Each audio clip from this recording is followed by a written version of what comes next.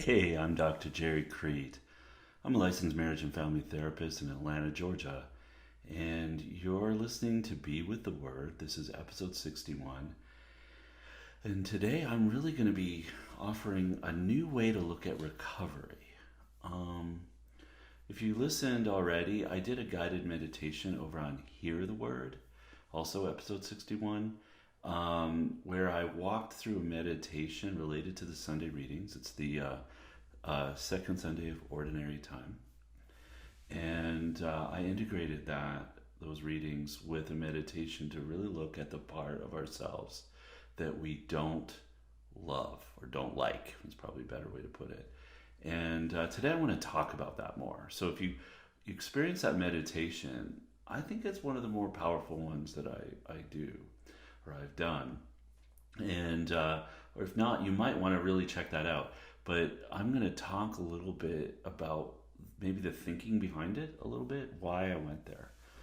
I work with a lot of clients that struggle with addictions, a lot of people with trauma histories. That's my main focus, although I do work on other issues as well, but it's a big one. And so I see a lot of people, and I'm thinking right now of several men that I work with who struggle with, for example, pornography addiction, or some addiction to maybe sexually acting out, or maybe alcohol addiction, or something along those lines. And especially, I find the sexual ones powerful. And if you might get, even if that's not your addiction or the person you're helping or whatever is not struggling with sexual addiction, I kind of think that what I'm going to talk about today will apply. Nevertheless, you can apply it to different struggles. But the sexual one is so powerful, and it's rather pertinent to the readings, in fact. So here's the thing, the gist of it, and I'll deconstruct it as I go. But the gist of it is this: the guys that I've worked with, who often feel a lot of shame, right? I work with a lot of good Christian men, and women as well, but a lot of men especially, and they come in and they just hate it. They just hate the behavior. They're just so kind of angry at themselves, and they'll often, you know, say, "Yeah, I fell." They'll use the word "I fell," and then they'll, go to confession possibly, or they'll make a real effort to do things differently, and then they continue to fall again and again and again, and then they get to a state of despair, really feelings of despair, and then I get them. And here's the thing that I go after that they may not always hear in other places. I'm really interested in the part, if you will, or the other self, as I said in the meditation, the part that is when it is acting out, as they say, when it's behaving in some way, some problematic way. I really am interested in that part. On the surface, depending what the behavior it is, it might look like licentiousness. Like it might look like, yeah, I'm just at a party, I'm just, drinking way too much. Or it might be like in that moment, I am like engrossed in the pornography and I just feel the high of that, or in, if it's smoking weed with friends, I just feel included and I feel like I belong. Whatever the problem is, there's a high moment of it that usually feels good, at least initially. It feels good. All right, most of us wouldn't do a behavior that was simply on the surface of it harmful and not causing any kind of pleasure or any kind of reward.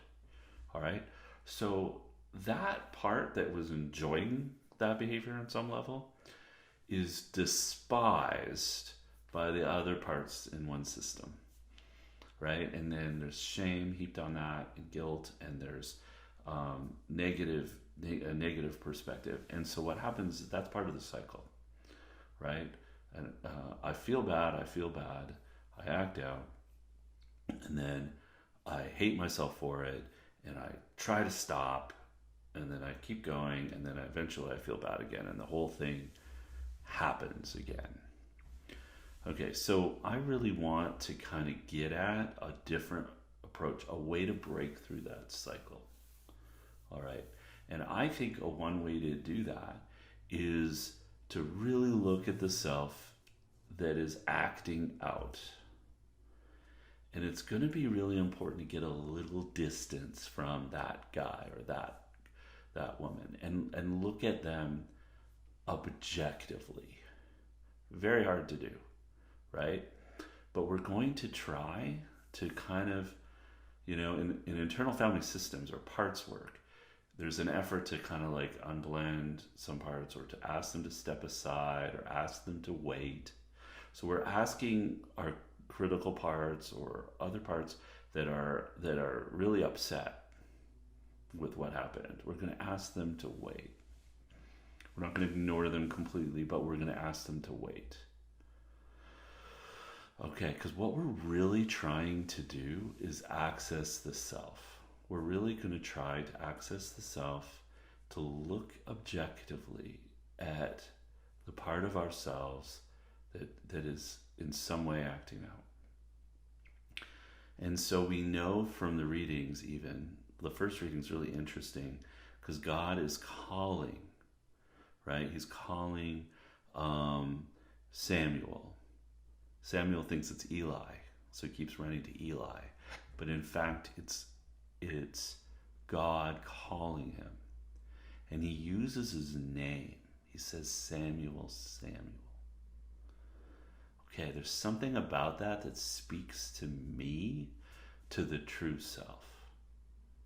Right? He isn't calling the part of Samuel that is critical or the part of Samuel that is acting out or the part of Samuel. No, he's calling Samuel.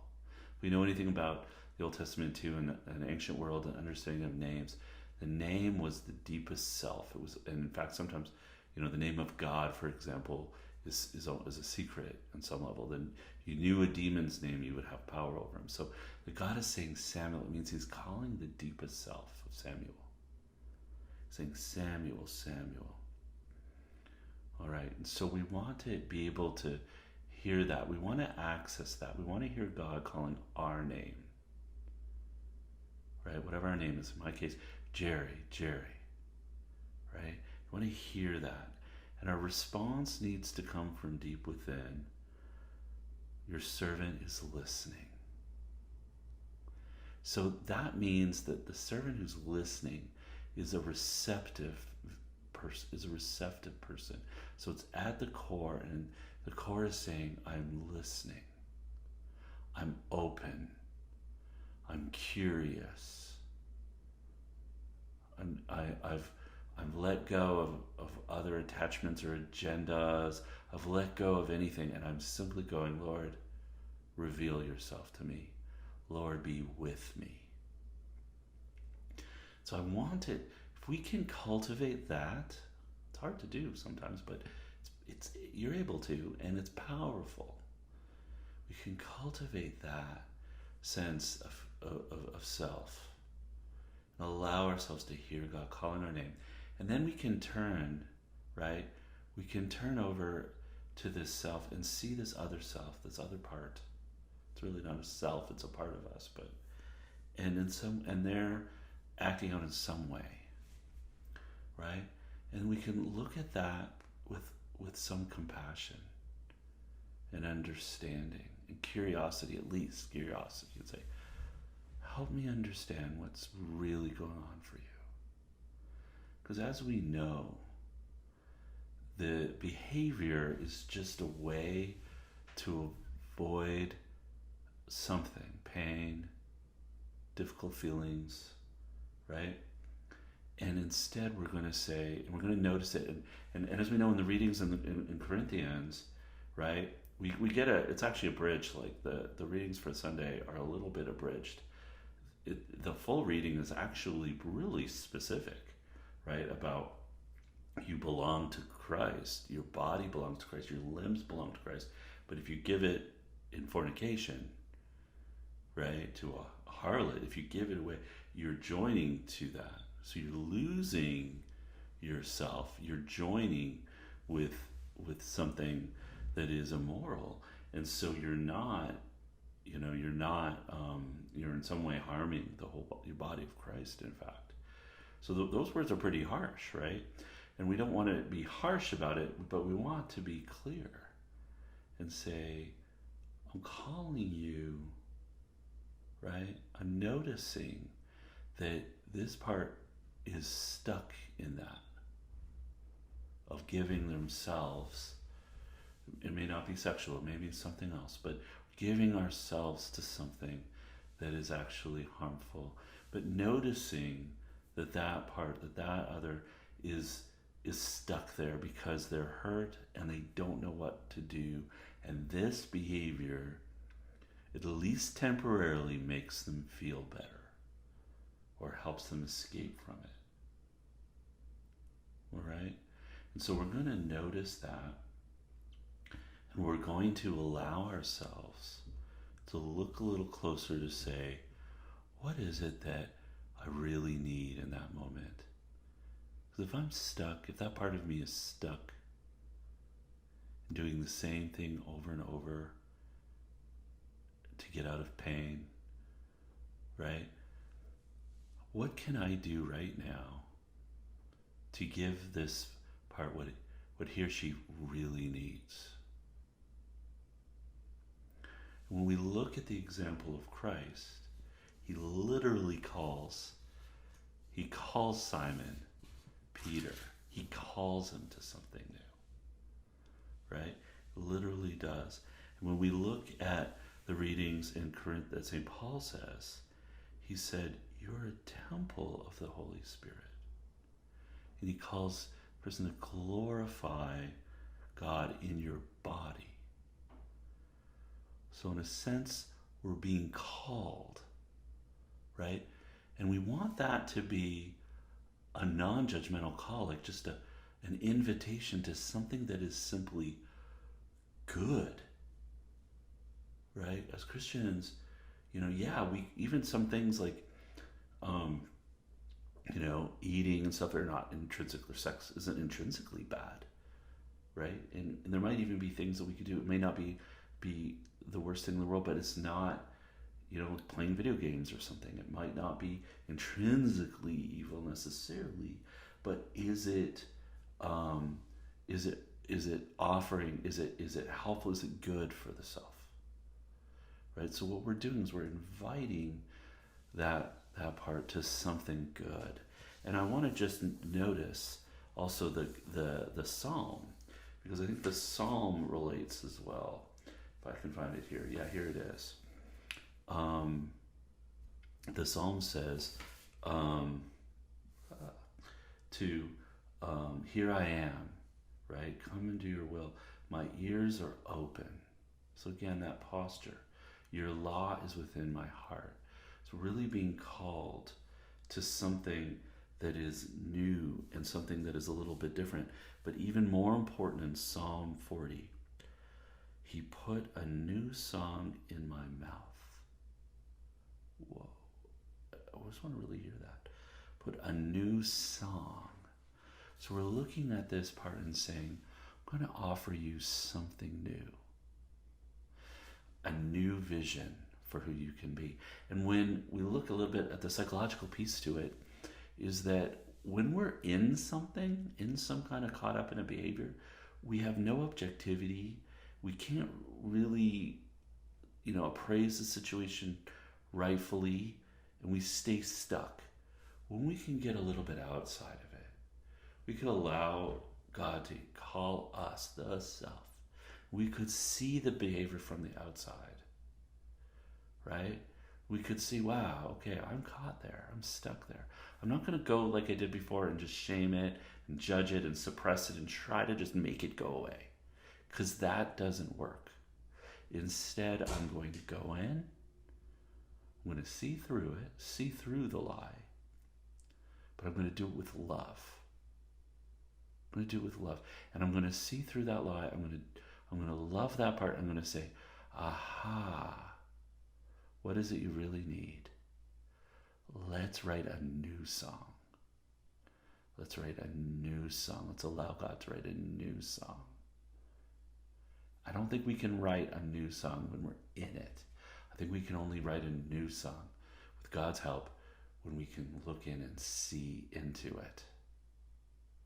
And that's what the meditation I do over on Hear the Word is kind of helping, hopefully what helps you to kind of get outside of it. So that part is the practical part. Whereas here I'm just kind of trying to explain it a little bit. And the ultimate goal here, which is so exciting, is that our bodies are meant to glorify God. That's what St. Paul calls us to do in these readings.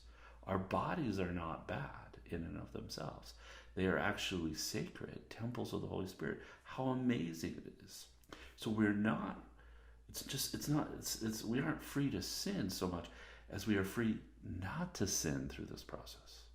It's like suddenly we have a liberation that there is a new song, there is a new way to do it, and that the self can help guide the parts of ourselves that are hurting and stuck. All right. Well, that's my message for today. I know it's a little shorter, but the meditation's a little longer, and I hope you'll join me on that. I also hope you'll join us over on soulsandhearts.com. Sign up, get our weekly newsletter. We've got other podcasts. Dr. Peter's got his podcast going on that is just filled with richness. We've got communities. We've got new stuff coming out all the time as Souls and Hearts grows. And I look forward to seeing you next time. I'll have some more thoughts and then Hear the Word, some more meditations. All right, so until next time, be still